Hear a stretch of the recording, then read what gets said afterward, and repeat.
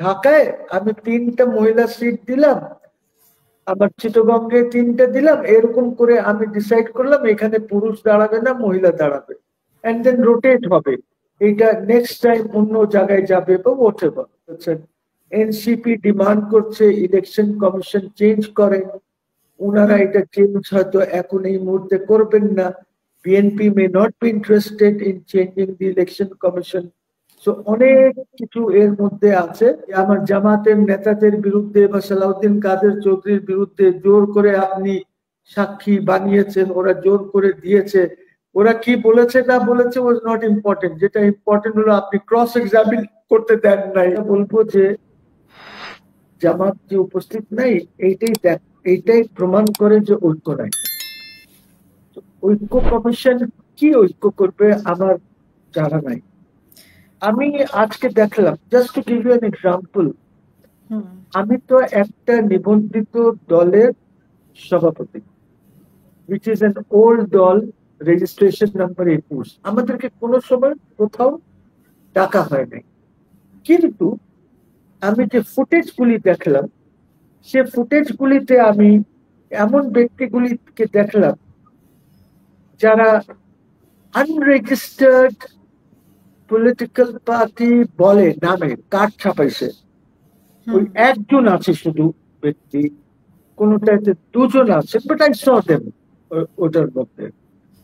তো এখন প্রশ্ন হচ্ছে যে আরো কিছু দল আছেন, ধরেন বড় দলই এমনি রেজিস্ট্রেশন নাই, কিন্তু যেরকম শওকত মাহমুদ বা ইলিয়াস কাঞ্চনের দল আছে, এরকম আরো 2-1টা দল আছেন, ওদেরকেও দেখি নাই। আমার মনে হলো যে I did not see anyone from Nur's party. তারা থাকতে পারে, কিন্তু আমার নূরের পার্টি ছিল, তারা বিবৃতিও দিয়েছে ছিল। ওকে, সো এই হলো পরিস্থিতি। এই পরিস্থিতির মধ্যে আপনার এই নাটকটা চলছে। ইউ সি, ইউনূস সাহেব ইজ বেসিক্যালি নাটকবাজ। ওনার সব কর্মকাণ্ডই নাটকীয়। He is not a serious sincere person যে স্টেট ক্রাফট বোঝে বা স্টেট ক্রাফট চালানোর মতন লোক নাই ওনার কাছে। So I do not read anything into all this nonsense that is going on, number one. Number two, electioner ব্যাপারে you asked me, I do not foresee any elections in February. আমি কোনো ইলেকশনসই দেখছি না। ওর কারণ আছে। কারণ হলো যে আপনি কয়টা কনস্টিটুয়েন্সিতে কি ইলেকশন হবে, কে কি চাচ্ছে। অনেকেই বলছেন যে 100 মহিলা সিটস, এগুলি ইলেক্টেড হতে হবে এবং এটা রোটেশনাল বেসিসে করতে হবে, and so on and so forth. তো এইটা করতে গেলে বিরাট একটি কাজ আছে, করতে হবে। আপনার ডিলিমিটেশন করতে হবে, আপনি কোন এলাকায় কোন এলাকায় আপনি উইমেন সিটস ইলেক্টেড হবে। সো এই যে জিনিস, ধরেন ফর ইনস্টেন্স ঢাকায় আমি 3টা মহিলা সিট দিলাম, আবার চিটাগংয়ে 3টা দিলাম, এরকম করে আমি ডিসাইড করলাম এখানে পুরুষ দাঁড়াবে না, মহিলা দাঁড়াবে, এন্ড দেন রোটেট হবে। এটা নেক্সট টাইম অন্য জায়গায় যাবে বা হোয়াট এভার। তো এই জিনিসগুলি তো কনস্টিটিউয়েন্সি কিভাবে হবে না হবে, অনেক চেঞ্জেস আনতে হবে আপনাকে। ডিলিমিটেশন প্রসেস যখন শুরু হবে তখন পিপল উইল অবজেক্ট যে আমার এই ইউনিয়ন চলে গেছে, ওই ইউনিয়ন কেন গেল, এইটা এইখানে আনেন, এইটা নিয়ে তারপরে মামলা হবে, ইলেকশন কমিশনে আপিল হবে, আপিলের পরে এইটা হাইকোর্টে রিট হবে, and then it will land up in the appellate division. Similarly, আপনার আমি যেটা শুনেছি বাইক্যামেরাল লেজিসলেচারের উপরে, মানে 2 বিশিষ্ট কক্ষ পার্লামেন্ট হবে, এবং এইটা নাকি ঐক্যমত হয়েছে 1-2টা বাদে। তো এইটা কিভাবে আপনি করবেন, এইটা কি কোনো ইলেকট্রাল কলেজ এর মাধ্যমে এরা ইলেক্টেড হবে, এর মধ্যে কয়টা নমিনেটেড সিটস থাকবে 100-র মধ্যে, যেটা কি কেউ নমিনেট করবে, যেরকম ধরেন ইন্ডিয়াতে রাজ্যসভায় নমিনেটেড সিটসও আছে, ওদের রাষ্ট্রপতি নমিনেশন দেন বা প্রাইম মিনিস্টার দেন, এরা মিলে এটা একটা করে। সেটা কিভাবে হবে, এইখানে কোনো নমিনেটেড সিটস থাকবে কিনা, এই জিনিসগুলি দেখার বিষয়। যদি আপনি আমেরিকার মতন সেনেট করেন তাহলে সবাইকে ইলেক্টেড হতে হবে, কিভাবে ইলেকশনের পদ্ধতি হবে, ইলেকট্রাল কলেজ কি আপনি এদের জন্য কাকে নিয়ে করবেন। আবার রিয়াজ সাহেব এক সময় বলেছিলেন যে প্রেসিডেন্ট ইলেক্টেড পার্লামেন্ট থেকে শুরু হবে না, আমরা ইলেকট্রাল কলেজ করব, পার্লামেন্ট থাকবে, ওর মধ্যে যে লোকাল গভর্নমেন্টের লোকজন থাকবে, ওরা মিলে একটা ইলেকট্রাল কলেজ করব। সবকিছু একটা ফ্লুইড স্টেজে আছে। নাম্বার 3 হলো আপনার এই যে ফেব্রুয়ারি মাসে যে ইলেকশনের উনি ঘোষণা দিয়েছেন, এটা মোটামুটি 12 তারিখ মনে হচ্ছে ইলেকশনের কথা বলেছেন।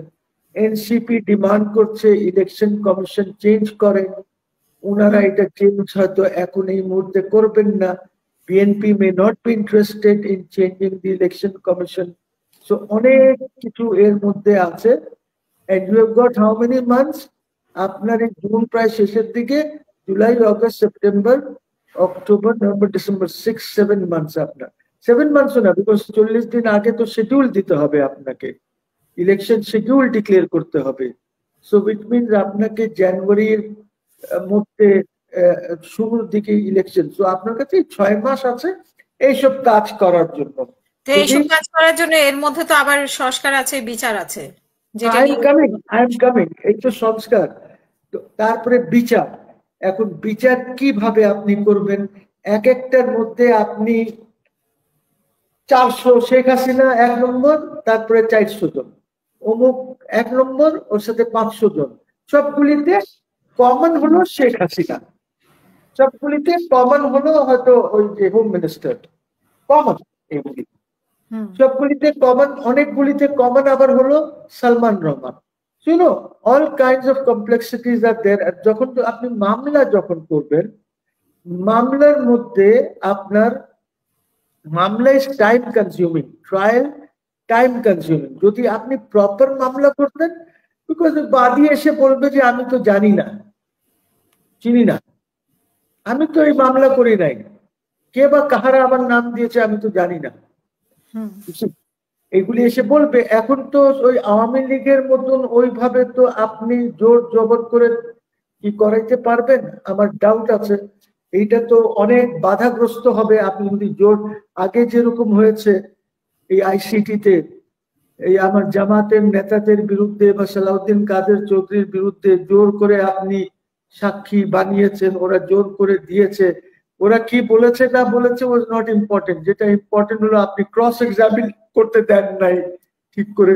এখন তো আর এটা চলবে না, এখন তো বর্তমান পরিস্থিতিতে দিস ক্যানট হ্যাপেন। তো আপনি এখন এই কিভাবে সম্পূর্ণ করবেন, একটাও এখন এদের ডিমান্ড হলো শেখ হাসিনারে ঝুলায় দেন। You have to understand that Sheikh Hasina দেশের বাইরে আছেন, আর উনি কোথায় আছেন, উনি ইন্ডিয়াতে আছেন। India is a very important country for the world. আপনি এইভাবে কিন্তু যদি মনে করেন যে ইন্ডিয়া যাতা দেশ, তা তো না। It might be a bad country for us, we might not recognize it as a good country, কিন্তু ইন্ডিয়ার জন্য অনেকের তো ইটস এ বিগ মার্কেট। আপনার ধরেন চাইনার $80 বিলিয়ন এর উপরের মার্কেট আছে ইন্ডিয়া, আমেরিকার মার্কেট জন্য মার্কেট আছে ইন্ডিয়া। তো আমার কথা হচ্ছে যে ওরা তো ইন্ডিয়াকে ইন্ডিয়া মিলিটারিলি হয়তো it's not a big power, it's a medium power military অনুযায়ী, কিন্তু আদারওয়াইজ দেখেন পৃথিবীতে 3টেই পাওয়ার আছে, মিলিটারি পাওয়ার 3। একটা হচ্ছে Russia, China and the United States of America. এখন আপনি কাকে বলবেন যে বড় পাওয়ার? বড় পাওয়ার ওকেই বলা হয় যে যে কোনো সময় যে কোনো জায়গার থেকে যুদ্ধ করতে পারে, যে কোনো জায়গার থেকে যুদ্ধ করতে পারে। India is not that kind of a military power, কিন্তু India is a big power which is almost or economy $1.5-2 trillion ডলারের ইকোনমি আছে, ছোটখাটো ইকোনমি তো না। তো এই জিনিসগুলি আমাদেরকে বুঝতে হবে। গুড থিং বাংলাদেশের জন্য যে হয়েছে যে তারা ভিসা দিচ্ছে না, আমরা যাচ্ছে না ওদের এখানে, ওদের ইকোনমির উপরে এটা ইফেক্ট হচ্ছে। আমরা ওদের জিনিস ইম্পোর্ট করছি না এখানে, এটা ওদের ইকোনমির উপরে ইফেক্ট হচ্ছে।